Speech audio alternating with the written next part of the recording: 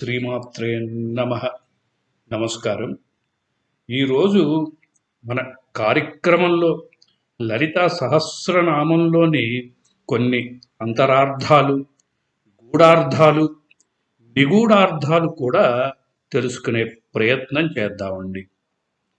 ఈ లలిత సహస్రనామ స్తోత్రంలో ఒక్క లలితాంబిక అన్న నామం తప్ప మిగిలినవన్నీ కూడా అమ్మవారి బిరుదునామాలే. మహిమాన్వితమైన ఘట్టాలలోని ప్రత్యేక సందర్భాలని బట్టి అమ్మవారికి ఒక్కొక్క నామం ఏర్పడింది.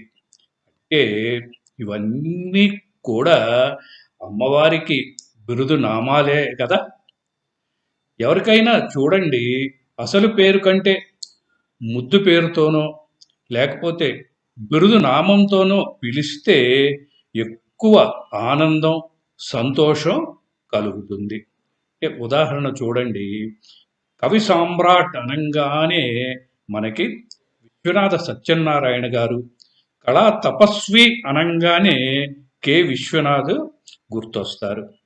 కళా తపస్వి అనగానే ఆయనకి ఏ సందర్భంలో ఎప్పుడు ఎక్కడ ఆ బిరుదు ఇచ్చారో అనేది గుర్తుకు వచ్చి చాలా సంతోషం కలుగుతుంది.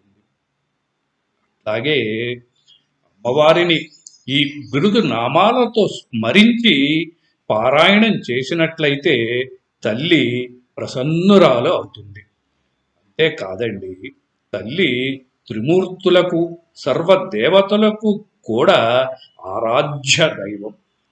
హరిబ్రహ్మేంద్ర సేవిత సచామర రమావాణి సవ్యదక్షిణ సేవిత అనే నామాలు ఈ విషయాన్ని స్పష్టంగా తెలియజేస్తున్నాయి. కాబట్టి అమ్మవారిని ఆరాధిస్తే సర్వదేవతలని ఆరాధించినట్లే. ఈ లలితా సహస్రనామ స్తోత్రంలోని నామాలన్నీ కూడా రహస్యనామాలే. వీటికి గూఢార్థాలు, సంకేతార్థాలు, అలాగే కొన్ని నామాలకి ప్రత్యేకమైన సంకేతార్థాలు అంటే అప్లికేషన్స్ ఉంటాయన్నమాట. అవి ఎలా ఉంటాయో ఏంటో ఇప్పుడు కొన్ని నామాలు చూద్దాం. పాయసాన్న ప్రియాత్వక్స్త. అంటే స్కిన్ డిసీజ్. అంటే అమ్మవారిని ఆ స్కిన్ డిసీజ్ తగ్గాలి అని ప్రార్థించాలి అని అనుకుంటే త్వక్స్థాయై నమః అని జపిస్తే చర్మవ్యాధులు ఉన్నవారికి ఆ వ్యాధులు తగ్గుతాయి. మూలాంబుధారాంబుజారూఢ పంచవక్రాస్తి సంస్థిత. అస్థి అంటే ఎముకలు, అంటే బోన్స్. ఆ ఎముకలు బలహీనంగా ఉన్నవాళ్ళు కానీ, లేదంటే ఏదన్నా ప్రమాదంలో ఎముకలు విరగటం కానీ జరిగితే అస్థి సంస్థితాయై నమః అని జపిస్తే విరిగిన ఎముకలు తొందరగా అతుక్కుంటాయండి. అలాగే ఆ ఎముకలకి బలం కూడా చేకూరుతుందన్నమాట. సువాసిని అర్చిన ప్రీత అనే నామాన్ని సువాసినర్చిన ప్రీతాయై నమః అని జపిస్తే వివాహం కాని కన్యలకి తొందరగా వివాహం అవుతుంది. అలా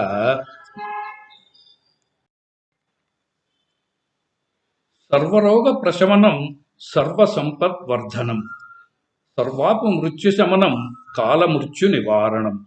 అంటే ఏవైనా వ్యాధులు ఉన్న వాళ్ళకి సర్వ వ్యాధుల్ని ఈ మంత్రం పఠించటం వలన, ఈ శ్లోకం పఠించటం వలన సర్వ రోగాలు, సర్వ వ్యాధులు నయమవుతాయండి. అలాగే సంపద వృద్ధి అవుతుంది, అకాల మృత్యు నివారణ జరుగుతుందన్నమాట. చూసారా అండి, అమ్మవారి చాలా నామాలకి ఇటువంటి ప్రత్యేకత ఉందండి. అయితే వాటినన్నిటినీ కూడా స్వార్థానికో లాభానికో జపించకూడదు. ఎట్లా అంటే అండి, ఉదాహరణ, చిన్న పిల్లవాడు ఉన్నాడు. వాడు ఏం చేస్తాడు? ఆటల్లో పడి ఆకలి మర్చిపోతాడు.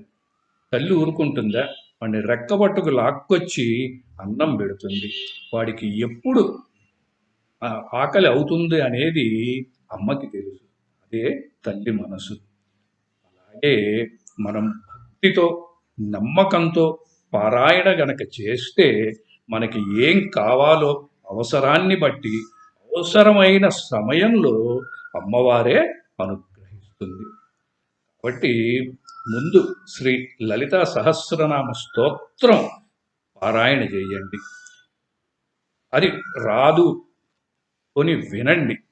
దానికి కూడా సమయం లేదు, కనీసం శుక్రవారం నాడైనా కూడా స్తోత్రాన్ని వినండి. తర్వాత మీ అవసరాన్ని బట్టి, మీ కోరికని బట్టి 11 సార్లు నేను చెప్పిన శ్లోకాన్ని మీ అవసరాన్ని బట్టి ఆ అవసరానికి తగ్గ శ్లోకాన్ని పఠించండి. స్త్రీ పురుష భేదం లేకుండా అందరూ ఈ లలితా సహస్రనామ పారాయణం చేసి అమ్మ అనుగ్రహం పొందవచ్చు. అమ్మవారి గురించి మరికొన్ని ఆసక్తికర విషయాలతో తదుపరి కార్యక్రమంలో, తదుపరి అంకంలో మళ్ళీ మనం కలుసుకుందాము. నమస్కారం. స్వస్తి. విమర్శ రూపిణీ విద్యా వియదాది జగత్ప్రసూః సర్వవ్యాధి ప్రశమనీ సర్వమృత్యున్నివారిణీ.